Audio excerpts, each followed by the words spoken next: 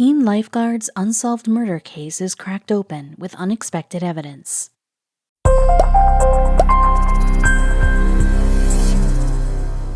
"20 years of crumbling clues and false leads brought nothing but disappointment to the family of Molly Bish, whose sudden disappearance in 2000 sent the community of Warren, Massachusetts into high alert.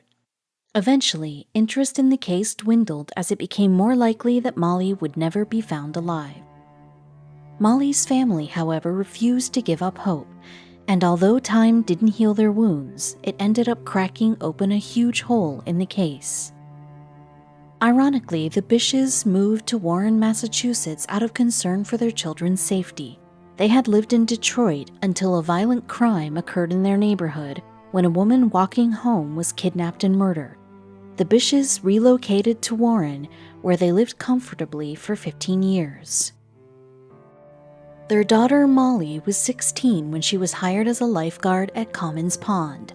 The pond wasn't exactly a picturesque vacation spot. It was in a heavily wooded area and fairly secluded from the rest of the community. Still, it was a place to have fun. No one worried about anything dangerous happening there.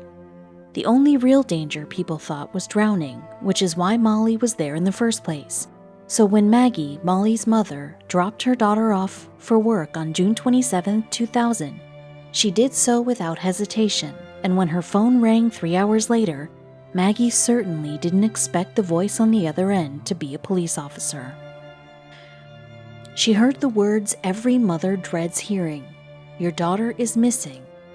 Molly's lifeguarding equipment, including her shoes, was still at the pool, but the police couldn't locate the lifeguard herself. Maggie and her husband John knew immediately that something was very, very wrong. Alarm bells went off in the parents' heads. It was unlike Molly to ditch work early, let alone without her shoes and without telling anyone where she was going. Maggie and John had the horrible feeling that something had happened to Molly, something out of her control. The police, however, thought otherwise.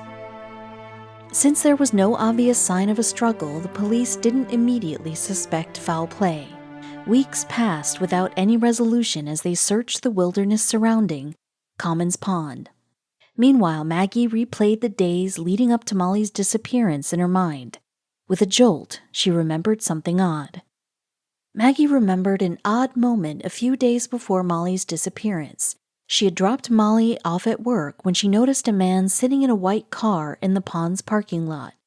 "I'm kind of nervous thinking, what's this guy doing? Why isn't he at work?" Maggie later said. "Because we're in a small town, people will kind of say hi or just nod their head, but this guy just stared at me." The brief interaction had sent a chill down Maggie's spine, and she couldn't get it out of her mind in the weeks following Molly's disappearance. Something told her that the mysterious man was connected to her daughter. Not long after she had this revelation, Maggie learned a disturbing fact. The same man had been seen in the lot on the day of Molly's disappearance. What was strange, however, was how the man left the parking lot just before Maggie and Molly arrived. Impatient with the police, the Bishes did what they could to bring more attention to Molly's case and to the mysterious man. They created a website and set up an email chain to raise awareness. In 2001, Maggie met with Jean Boylan, a famous sketch artist, to draw a composite of the man Maggie saw in the parking lot. Jean and Maggie collaborated for 9 hours on the drawing.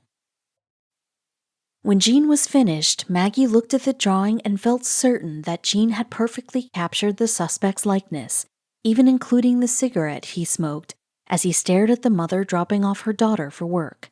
The man was about 50 with brown hair and intense eyes.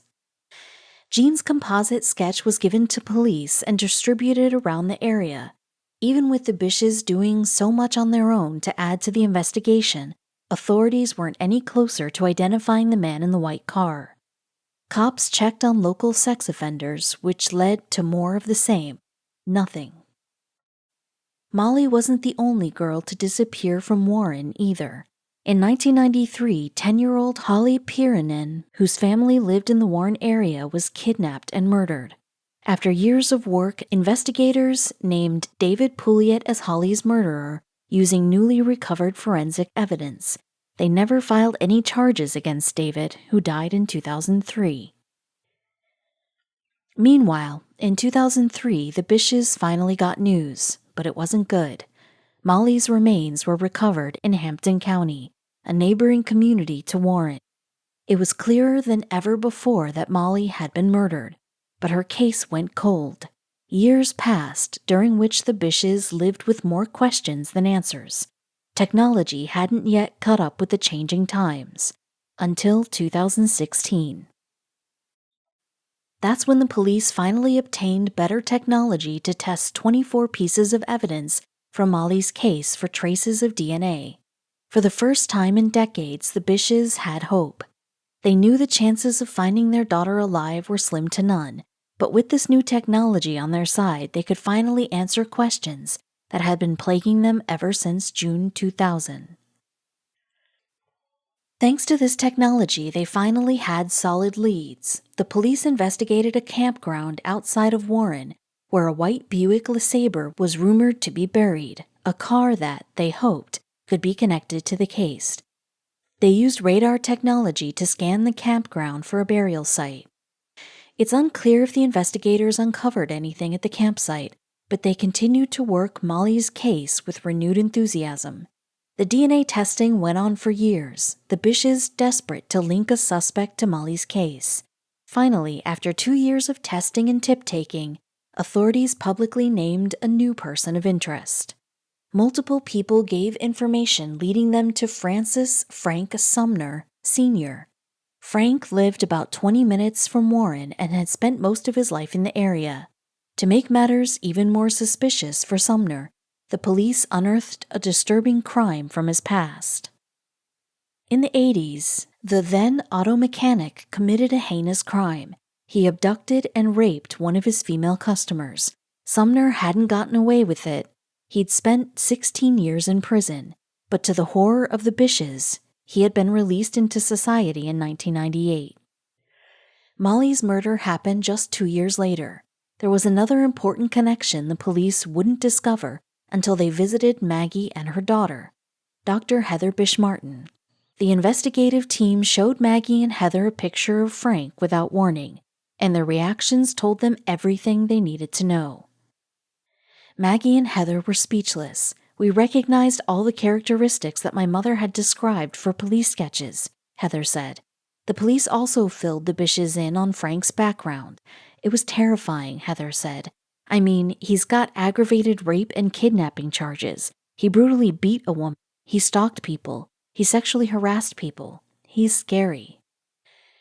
We might never know what exactly happened to Molly, but we can certainly conjecture what happened to her based on some of the things he's done, Heather said.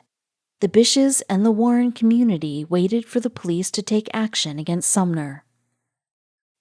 But due to a lack of concrete evidence, Frank was never officially convicted by the team, and before they could interview him, he died. When Sumner died, so too did the family's hope of answering any questions about Molly's disappearance. Only one silver lining came from the Bishes' lifetime of suffering. We are proud of Molly's legacy of keeping children safe, advocating for families, and we feel it most strongly right now, reflected in our community, Maggie and John said. And with technology always advancing, there's still some hope that Molly's case won't be cold forever. Stranger things have happened after all. Remember the Karen Kloss case? There couldn't be a much better example of how technology can blow the lid off of decades-old cases.